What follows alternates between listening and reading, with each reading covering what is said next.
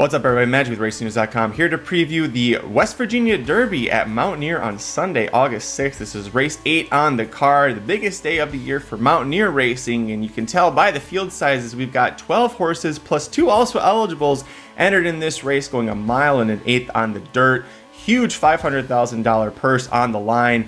And going through this, man, it was so hard for me to try and split hairs about who was going to put on top. I'm ultimately going to go with the number 2 Lord Miles at 6-1 to spring a little bit of an upset, getting local top jockey Arnaldo Boca Chica to ride this horse for Saffie Joseph Jr., who's only had one starter at Mountaineer in the last year, and it was a winner.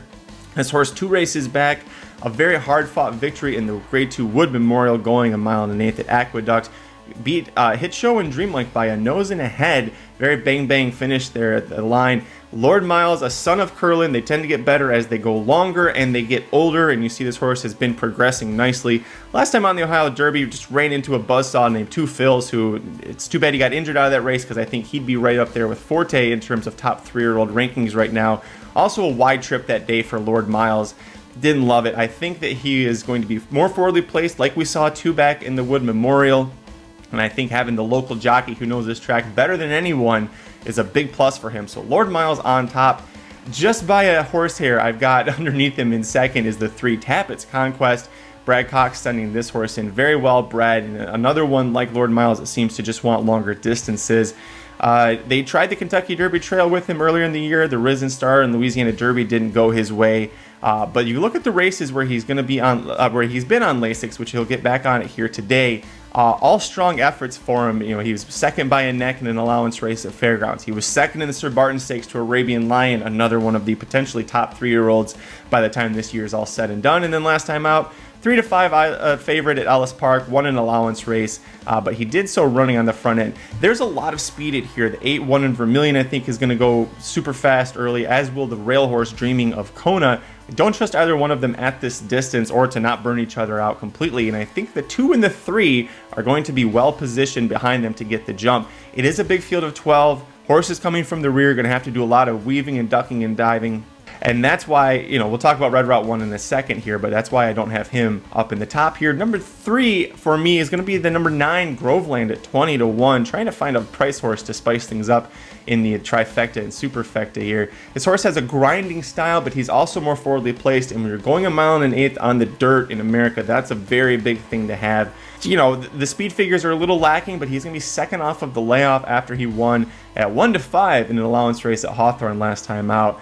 But second off the layoff, stretching out to a mile and an eighth for the first time in his career, I think will be good. He's only had one off the board effort, just really one outside the exacta finish, going 2 turns, and that was in the Tampa Bay Derby when he didn't have a great trip. Jesus Castanon aboard at Hawthorne, travels to Mountaineer to ride this horse for Owen Hardy, so I have him in third. I think that grinding forwardly placed style is going to help him. And then let's talk about Red Route 1. I've got him in 4th, and it's because there's so many horses he's going to have to try and get around to get this horse up in time if he wants to try and have a win. The last 2 races for him didn't really go his way. The Preakness Stakes, nobody was really closing. National Treasure went gate to wire. The Belmont Stakes, he was far behind early, and maybe the mile and a half was too much for him. Maybe he just was a little bit gassed. This horse really hasn't had a break if you go all the way back to November. So I have him in 4th. I have some question marks about him, but extremely talented horse, and you know what he's going to do. He's going to drop all the way to the rear, and he's going to make one big run. I just think he's going to run out of time, and I think 3rd or 4th is the best that he can do. So there's my picks for the West Virginia Derby. In summary, on top, number 2 Lord Miles, number 3 Tappets Conquest in 2nd, number 9 Groveland in 3rd, and the 4 Red Route 1 in 4th. But hey, that's my opinion. What's yours? Who do you like in the Mountaineer feature on Sunday, August 6th? Let me know down below in the comments section. Make sure before you leave, you hit like on the video, subscribe to youtube.com/racingdudes so you never miss any of the great content we've got coming out. And of course, visit racingdudes.com for free picks for every race, every track across the country, including Mountaineer on Sunday, August 6th. Good luck if you're playing, and I'll see you next time. RacingNews.com is your home for the best free picks for every race, every track. Summer's here, our picks are heating up. We want you to join us in the fun. Subscribe to the Racing Dudes YouTube channel right now. Click the notification bell. You don't want to miss a single one of our awesome videos. Want to make money betting horses? Bet with the Racing Dudes.